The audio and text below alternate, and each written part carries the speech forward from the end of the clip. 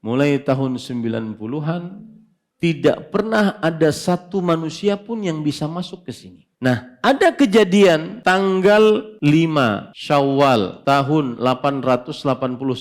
Karena terjadi kebakaran di Masjid Nabawi. Ada terjadi lubang di sini. Lalu terlihat bahwa ini dinding mau runtuh.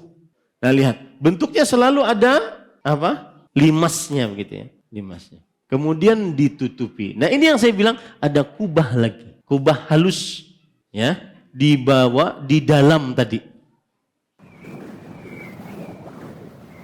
Masjid Nabawi asalnya adalah kalau kita menghadap kiblat Masjid Nabawi, itu kiblatnya arah selatan. Ingat ya, ingat baik-baik bahwa kiblat di Masjid Nabawi arah apa? Selatan. Sedangkan kalau kita di Indonesia, kiblat kita arah barat. Barat, timur. Ya. Selatan di mana? Selatan di sana. Kiblat di arah Masjid Nabawi adalah arah selatan. Baik. Nabi Muhammad SAW membangun masjid pertama kali adalah dimiliki oleh tanah tersebut oleh Bani Najjar. Bani Najjar mereka yang mewakafkan tanah tersebut. Kemudian dibangunlah oleh Rasulullah SAW Masjid Nabawi. Panjangnya 30 kali 35. Oke, 30 kali 35. Berarti 30 panjang, lebar 35. Kemudian di tahun ke-7 Hijriah, setelah peperangan Khaybar, maka beliau luaskan Masjid Nabawi menjadi 50 kali 50. 50 meter kali 50 meter. Kemudian tahun ke-7 Hijriah. Tahun ke-7 Hijriah itu berapa Masehi sih? 638 Masehi. Kita sekarang berapa? 2024. Ini tahun 638 Masehi.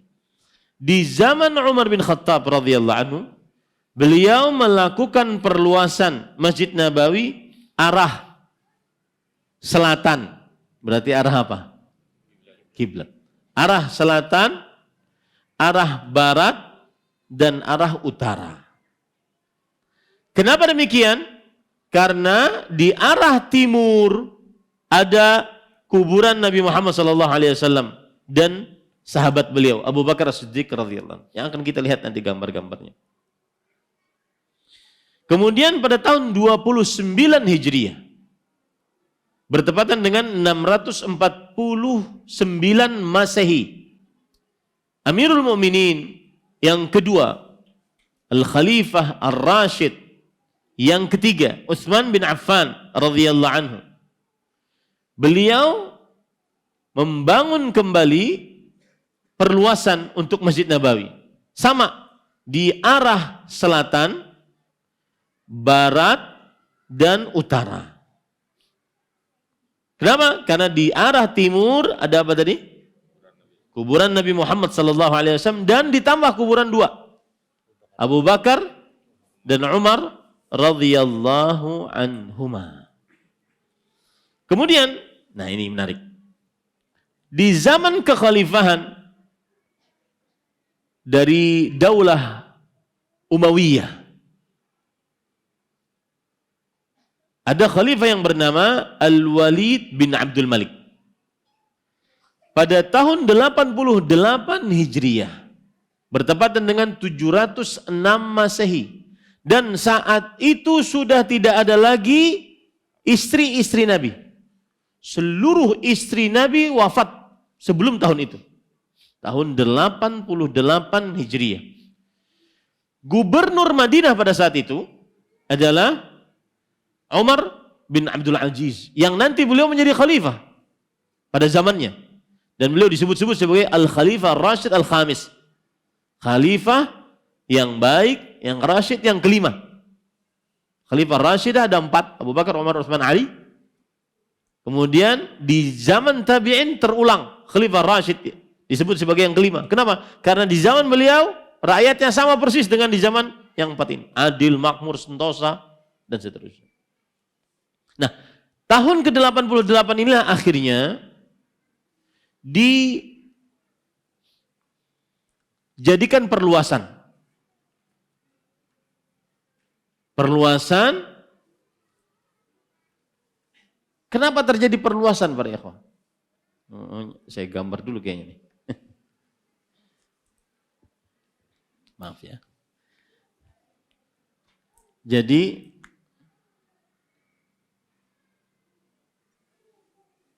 ini raudhah. Akhirnya di zaman Rasul sallallahu alaihi wasallam itu berapa tadi? 50 kali 50. Tahun keberapa ini? 7 Hijriah. Tahun ke-7 Hijriah. Nah, disinilah rumah Rasul sallallahu alaihi wasallam. Rumah Rasul sallallahu alaihi wasallam itu maksudnya adalah rumah istri-istri beliau. Ini tadi dimiliki oleh Bani An-Najjar. Sedangkan rumah istri-istri Rasulullah SAW, rumah Aisyah, kemudian Saudah binti Zam'ah, ini pemiliknya adalah An-Nu'man bin Harith Al-Khazraji Al-Ansari. Nu'man bin Harith Al-Khazraji Al-Ansari. Beliau hibahkan tanah ini kepada Rasulullah SAW untuk dibangun rumah-rumah istri-istri Nabi Muhammad Sallallahu Alaihi Wasallam. Berapa luasnya? 3 kali 5. Rumah pian seberapa ganalnya? Ya, 3 kali 5 meter. Nah, kemudian para ikhwah, tadi di zaman kekhalifahan siapa namanya? Al-Walid bin Abdul Malik. Inilah kesalahan enggak nyatat. Sudah kada kayak Imam Bukhari, karena catat tak pulang. Imam Bukhari sekali dengar tuh hafal. Al-Walid bin Abdul Malik tahun keberapa? 88 Hijriah. Dimasukkanlah pembangunan ini. Kenapa dimasukkan para ikhwah? Jadi begini. Ini saya gambar lebih gede lagi.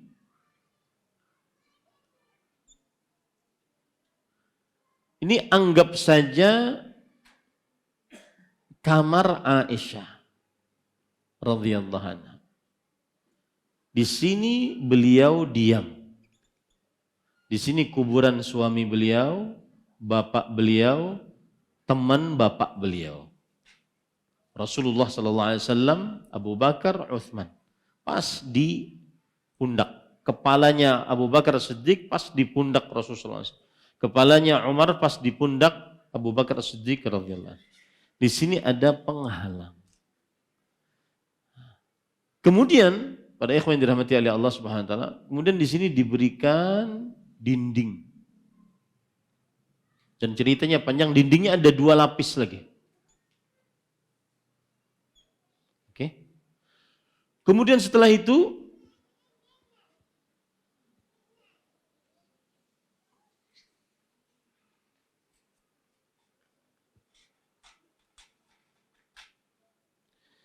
dinding dikasih lagi di zaman Umar bin Abdul Aziz. Al-Walid bin Abdul Malik. Tahun keberapa? 88 Hijriah. Bagaimana kasihnya? Begini.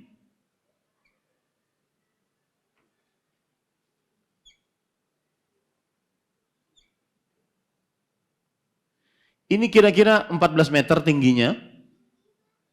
Ini kira-kira 6 meteran. Ini 14. Dan ini tertutup. Buku sejarah ada namanya buku Wafaul Wafa yang ditulis oleh Nuruddin As-Samhudi. Nanti saya akan ceritakan siapa beliau ini. Beliau menceritakan Subhanallah, saya merinding. Ini kamar, tidak ada pintu, tidak ada jendela. Tidak ada pintu, tidak ada jendela. Ini juga tidak ada pintu, tidak ada jendela. Ini tidak ada pintu, tidak ada jendela. Tetapi sebelum dibangun, di sini ya, orang-orang sukanya sholat di sini. Nah, gini, gambar besarnya ini di sini. Orang suka sholat di sini. Jadi semua rumah-rumah ini dihancurin, tinggal satu kamar ini saja yang tidak dihancurkan. Dan bentuknya seperti itu. Saya gambar bentuknya seperti ini. Nah. Orang-orang suka di sini sholatnya. Akhirnya membuat apa? Bertumpuk orang di sini. Maka diluaskanlah Masjid Nabawi. Begitu ceritanya mengapa sampai diluaskan. Paham ya? Nah. Itu tahun keberapa tadi? 88. Nah, kemudian pada ikhwan yang dirahmati oleh Allah Subhanahu wa taala, seperti itu kuburan Nabi Muhammad sallallahu alaihi wasallam, atau seperti itu perluasan. Itu saya berbicara perluasan dulu sebenarnya tadi. Perluasan Masjid Nabawi. Adapun yang berkaitan dengan kuburan Nabi Muhammad sallallahu alaihi wasallam, maka para ikhwan yang dirahmati oleh Allah Subhanahu wa taala, kuburan beliau itu sebenarnya adalah kamar dari kamar Aisyah radhiyallahu anha wa ardhaha. Kemudian dan kuburan itu atau kamar tersebut hanya berupa tanah liat, dinding-dindingnya tanah liat, kemudian atapnya adalah pelepah-pelepah kurma, daun-daun dari pelepah-pelepah kurma. Kemudian pada tahun tadi 88 Hijriah masuklah kamar Aisyah radhiyallahu anha termasuk daripada masjid Nabi Muhammad sallallahu alaihi wasallam. Dan beliau membuat siapa tadi? Al-Walid bin Abdul Malik yang gubernur adalah Umar bin Abdul Aziz. Beliau membuat bentuk persegi panjang dan ada limas gitu ya. Tujuannya adalah agar orang ini menarik ini. Kenapa tidak dibuat begini? Ya, siapa yang bisa menangguh? Kenapa? Akan seperti Ka'bah. Dikhawatirkan nanti di tawafi. Kemudian kenapa harus ada ini? Agar orang-orang kalau sholat di sini tidak langsung menghadap ke Ka'bah. Dan ingat para ikhwah, di dalam Wafa'ul Wafa, buku Wafa'ul Wafa tadi, mulai tahun 90-an, tidak pernah ada satu manusia pun yang bisa masuk ke sini. Ke dalam sini. Bisa dia mungkin di sini. Ini kan kuburan begini nanti. Nanti saya akan perlihatkan gambarnya ya. Mungkin dia bisa masuk ke sini, ada pintunya. Di sini ada pintunya. Tapi untuk ke sini dari mulai tahun 90-an tidak. Nah, ada kejadian tanggal 5 Syawal tahun 881. Rusak di sini. Lalu kelihatan, kenapa rusak? Karena terjadi kebakaran di Masjid Nabawi. 2 kali sampai 3 kali terjadi kebakaran di Masjid Nabawi. Kemudian ada terjadi lubang di sini. Lalu terlihat bahwa ini dinding mau runtuh. Ini dinding mau apa? Runtuh. Maka di sini di Raudhah para alim para penguasa bermusyawarah. Akhirnya ditentukan tanggal 5 Syawal tahun 881 diperbaiki ini. Otomatis apa? Ada yang masuk. Yang masuk tadilah yang bernama Nuruddin As-Samhudi yang menulis kitab Wafaul Wafa. Makanya beliau bisa bercerita tentang kuburan tersebut. Kata beliau salah satu ceritanya, kuburannya tidak tinggi, kemudian tanahnya bukan tanah liat, tetapi tanah pasir, bukan pasir-pasir, bebatuan-bebatuan kecil berwarna merah.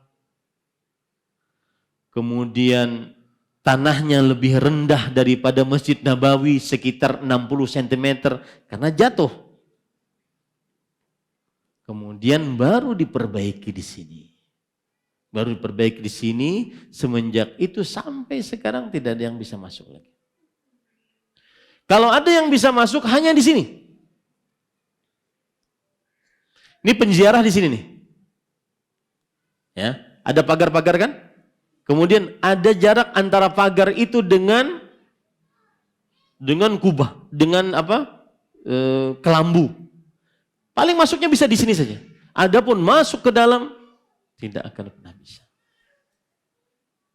Dari mulai tahun 90 Hijriah hanya sekali yang bisa memasuki, itu pun karena perbaikan tanggal 5 Syawal 881 Hijriah.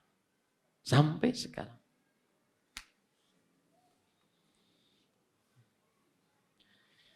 Itu belum ada kubah. Itu belum ada kubah. Nah, ini para ikhwan yang dirahmati oleh Allah Subhanahu wa taala.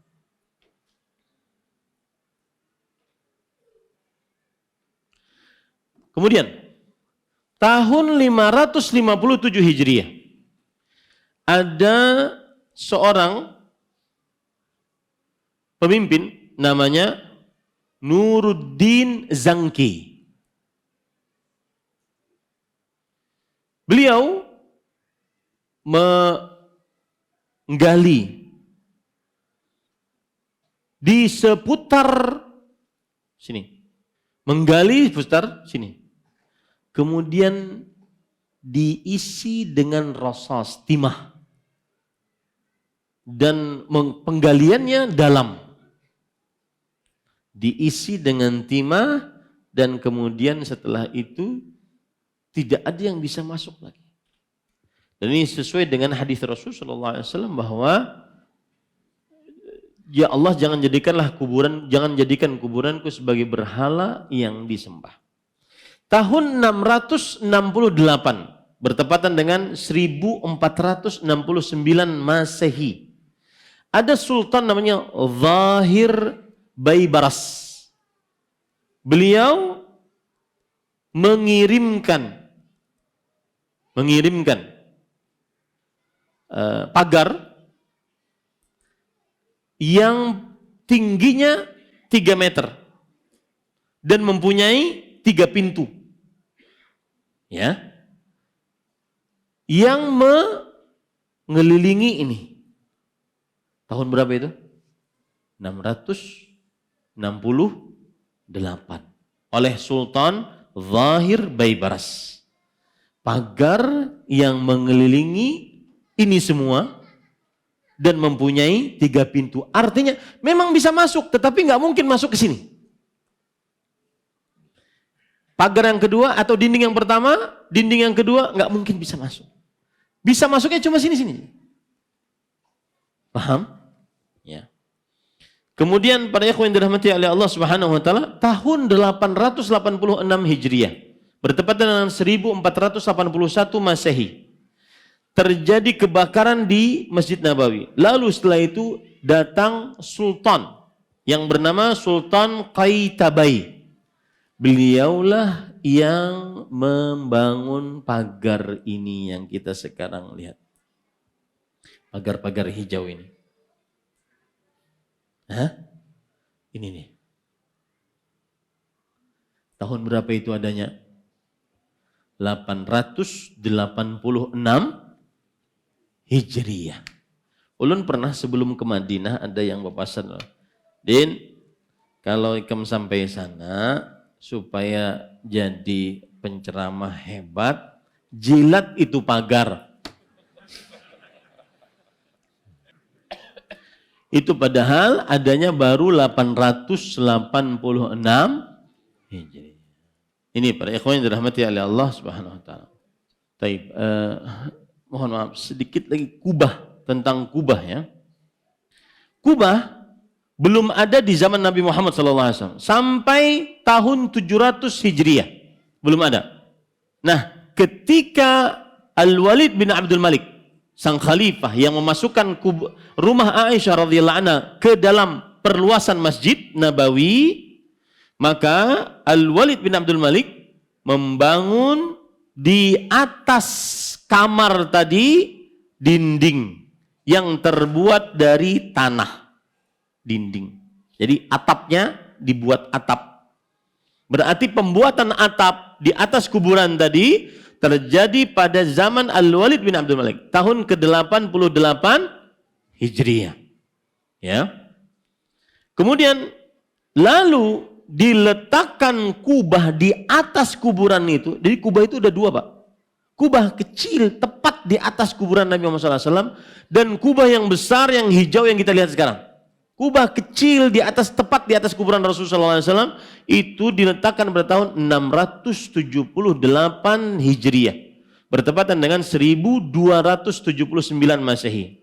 Di zaman Sultan Qalawun As-Salihi.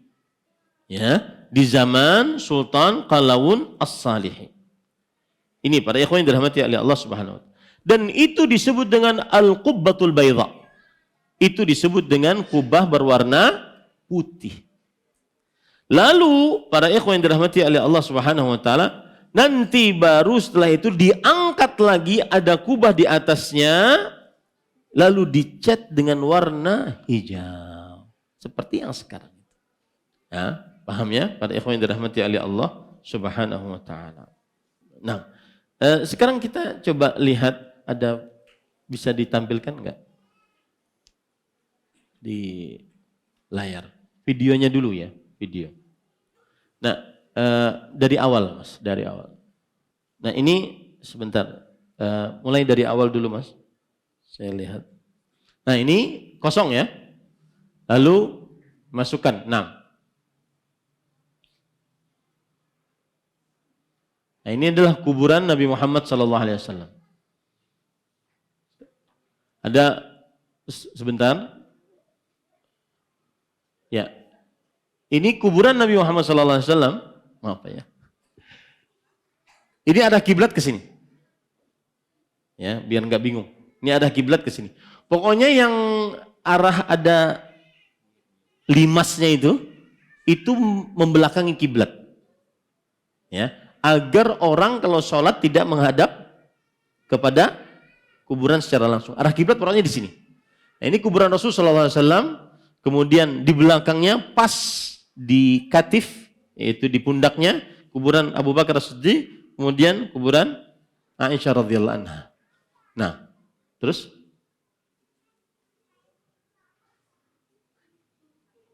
baru setelah itu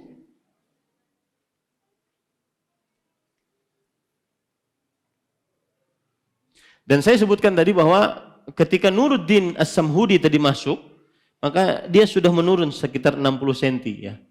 Nah, ini adalah yang dilakukan oleh Al-Khalifah Walid bin Abdul Malik. Diberikan apa? Tembok. Diberikan tembok. Temboknya dari tanah biasa gitu. Ya. Nah, lanjut.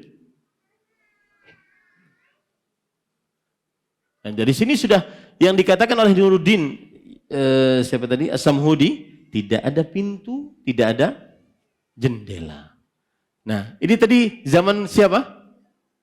Sama. Di zaman Al-Walid bin Abdul Malik. Tahun keberapa? 88. Sudah ditutupi seperti itu.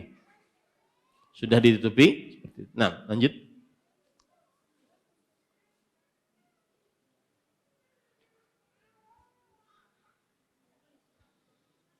Nah, baru diletakkan seperti ini. Ya. Jadi mustahil kalau ada orang bisa bertemu dengan Rasulullah SAW di zaman sekarang. Apalagi sampai keluar, apalagi salaman. Bohong, dusta besar. Nah, lanjut. Nah, lihat. Bentuknya selalu ada apa? Limasnya begitu ya. Limasnya. Kemudian ditutupi. Nah, ini yang saya bilang ada kubah lagi. Kubah halus. Ya, dibawa di dalam tadi. Nah, ini yang membuat ya, tadi para sultan tadi. Yang membuat adalah para sultan tadi, Umar bin Abdul Aziz. Nah, lanjut.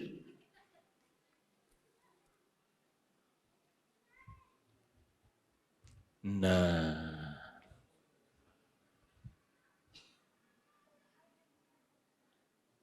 baik. Jadi bagaimanapun orang tidak akan bisa. Yang kita lihat adalah ini. Yang berwarna kelambu hijau-hijau itu. Ini yang kita lihat. Yang kita lihat dari luar. Kalau kita nilik dari lubangnya itu. Kelambu hijau. Ya ini. Lanjut. Nah. Ya. Kalau Nabi Muhammad SAW ingin keluar bertemu dengan seseorang, maka susah beliau untuk keluar. Tapi itu kalau pembicaraan orang syariat. Tapi kalau pembicaraan orang hakikat semuanya bisa aja. Pian melihat kayak ini. Hakikat pian, wujud pian, hakikatnya Nabi Muhammad SAW. Hakikat tuh bang sudah. Nah, liman bicara hakikat kita. Nah, itu ya. Mudah-mudahan ada yang mencatat tadi. Tahun berapa dibangun, tahun berapa diberikan kubah, tahun berapa. Ya. Nah, kemudian ada lagi foto. Cukup itu videonya.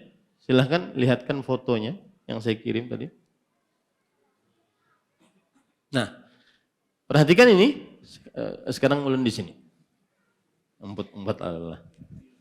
Nah, perhatikan kuburan Nabi Muhammad SAW, kepala beliau itu mendekat kepada Raudhah. Itu ada batu, kuburan beliau mendekat kepada Raudhah. Dan ini arah kiblat ke sini. Ya, arah kiblatnya ke sana. Kemudian di belakangnya kuburan Abu Bakar As-Siddiq radhiyallahu anhu. Belakangnya Umar bin Khattab. Kemudian setelah itu ada kamar Aisyah radhiyallahu anha. Setelah dimasukkan, coba lihat gambar yang lain. Nah, ini ketika itu masih ada Rasulullah SAW saja. Belum ada Abu Bakar, belum ada Umar. Beginilah penampakannya. Aisyah radhiyallahu anha di sini, kuburan Rasulullah SAW di sini. Dan ini kekhususan bagi Nabi Muhammad SAW. Bahwa beliau, innal anbiya yudfanun haitsu matu. Para nabi dikuburkan di mana mereka meninggal. Para nabi dikuburkan di mana mereka meninggal. Aisyah radhiyallahu anha di sebelah situ. Kemudian Nabi Muhammad SAW di sini.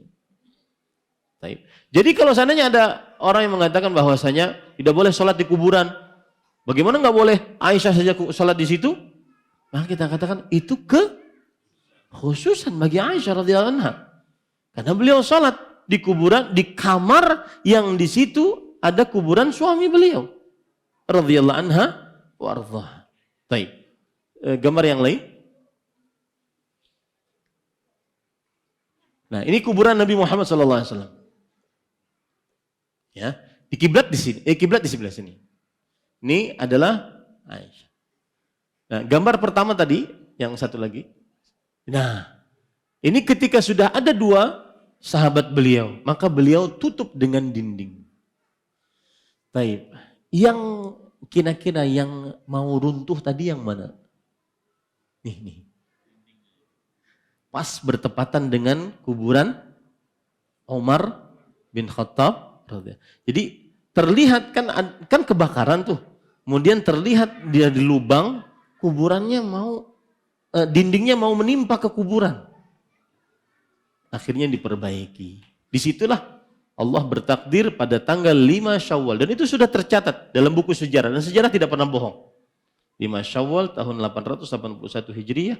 Salah satu ulama yang masuk yang ikut memperbaikinya adalah bernama Nuruddin As-Samhudi. Dan beliau akhirnya menulis kitab judulnya Wafa'ul Wafa' fi Akhbaril Mustafa. Beliau wafat pada tahun 911 Hijriah. Ya, tahun 911 Hijriah. Jadi